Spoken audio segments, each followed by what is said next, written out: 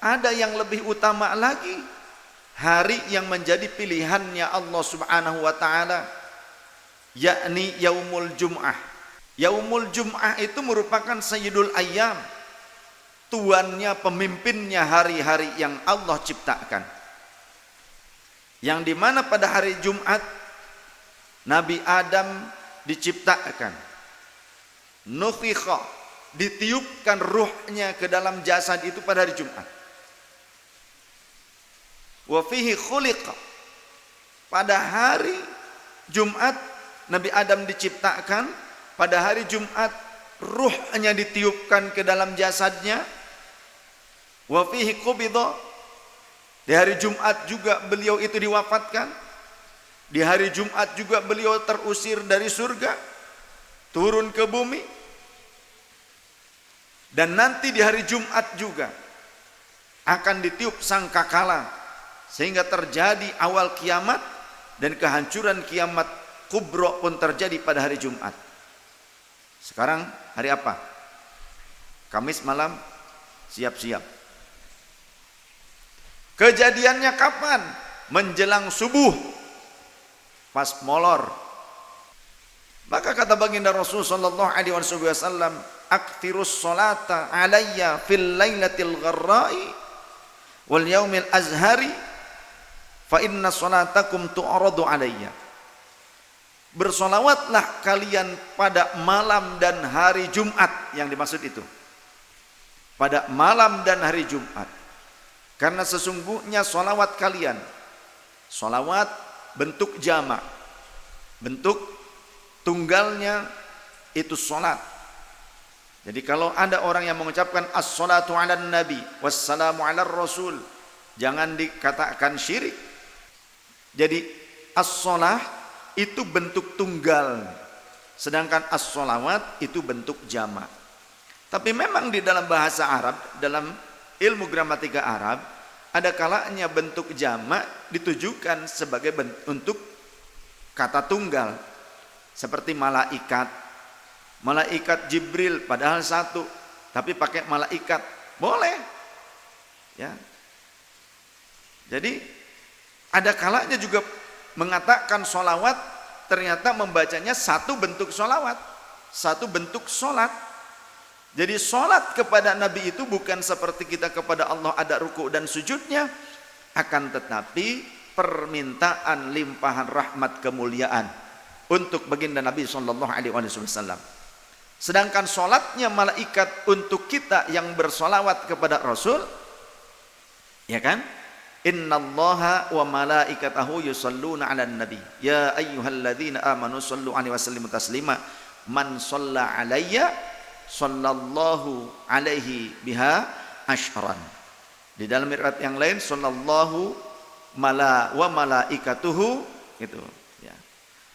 Allah salat dan para malaikatnya kepada siapa? Kepada orang yang salat kepadaku atau salawat kepadaku. Dengan satu salawat, maka Allah dan malaikatnya melakukan salat 10 kali. Bukan berarti Allah sujud dan ruku kepada kita, tapi Allah kepada kita salatnya melimpahkan ampunan dan rahmat.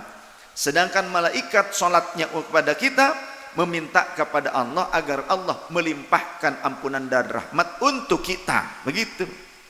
Jadi lafadznya sama, tapi makna secara istilahiyah beda. Secara bahasa, etimologi memang sama, tapi secara terminologi tentu berbeda.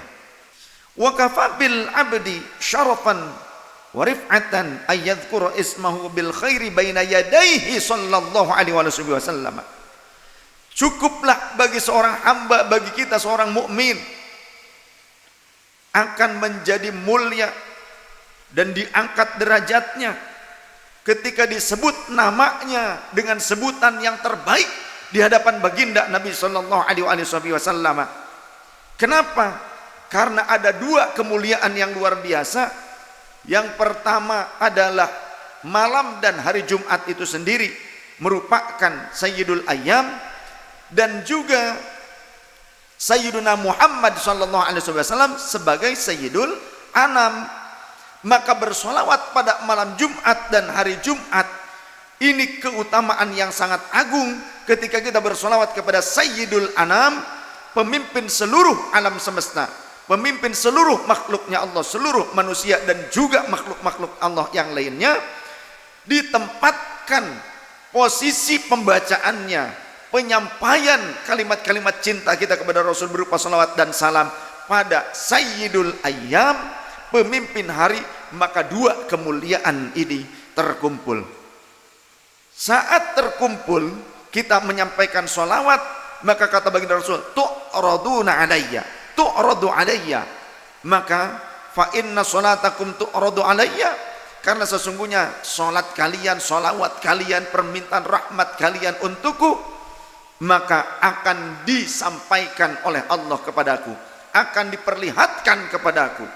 Saat itu Rasulullah tahu nama kita, tahu nama orang tua kita, dan kita disebut oleh para malaikat yang menyetorkan salawat kita dengan sebutan terbaik, dengan sebutan yang mulia, sebutan yang tinggi, syarafan wa rif'atan, mulia, dimuliakan. Masa kita tidak merasa bangga? Masa kita tidak punya keinginan? Saat sendiri banyak ghaflah, banyak lalainya. Saat Allah mendekatkan kita dengan majelis, sehingga kita bisa bersama-sama bersemangat bersolawat kepada Nabi, membaca sirah Nabi yang juga ada solawat dan salam kepadanya. Masa kita tidak tergugah untuk bersegera datang, ngumpul terus? Hanya orang-orang munafik saja yang berpaling dari semua itu. Hanya orang-orang yang mengatakan cinta tapi ternyata tidak dia realisasikan, berarti bohong cintanya. Ketika diberikan kesempatan, ada majelis maulid, ada majelis sholawat, majelis cintanya Rasul, datanglah dimanapun berada. Kecuali di saat itu ada kalam-kalam yang khabith, kalam-kalam yang buruk, kalam-kalam provokasi. Pada saat kalam provokasi itu terlontar dari mulut orang-orang yang hadir di situ, pergilah keluar, karena malaikat sudah tidak bersama mereka. Tapi ketika mereka masih membaca maulid, masih membaca sholawat, malaikat masih bersama mereka, berkumpullah di sana. Tatkala ada orang yang berucap dengan ucapan-ucapan yang buruk pada saat itu, tinggalkan. Cukup ketika kalian membaca sholawat dan maulid di tempat tersebut. Jangan ikuti keburukan-keburukan yang diprovokasi di tempat tersebut, karena malaikat sudah enggan lagi tinggal di tempat tersebut. Seperti halnya ketika kita ba'da sholat kemudian kita zikir terus, maka ada malaikat yang menunggu kita, menemani kita sepanjang kita terus berzikir, atau sebelum kita melaksanakan sholat berjamaah kita nunggu di masjid sambil zikir, ataupun dengan apa saja, ada malaikat yang terus mendoakan kita, Allahumma gfir lahu warhamhu, Allahumma gfir lahu warhamhu, ya Allah ampuni dia dan rahmati dia, ya Allah ampuni dia dan rahmati dia. Selama tidak mengucapkan kalimat-kalimat selain zikrullah, selain hal-hal yang baik. Kalau kalimat-kalimat duniawi, malaikat itu kemudian pergi meninggalkannya. Jadi mana mungkin kita yang mengatakan cinta kepada Rasul kemudian kita enggan duduk di majelis maulid, di majelis sholawat kepada Rasul sallallahu alaihi wasallam. Bagaimana mungkin kita ingin mendapatkan sebuah manzilah, sebuah tempat, sebuah maqam yang dilihat oleh Rasul sebagai seorang hamba dan umatnya, umat Nabi Muhammad sebagai hamba Allah yang dimuliakan oleh Allah, yang disukai oleh Rasul sallallahu alaihi wasallam, yang ditinggikan derajatnya oleh Allah. Mana mungkin kita tidak menyukainya? Bersegeralah untuk datang ke majelis-majelis maulid, majelis sholawat, majelis-majelis zikir, dan majelis-majelis ilmu. Jangan tinggalkan kesempatan itu hanya karena urusan duniawi semata.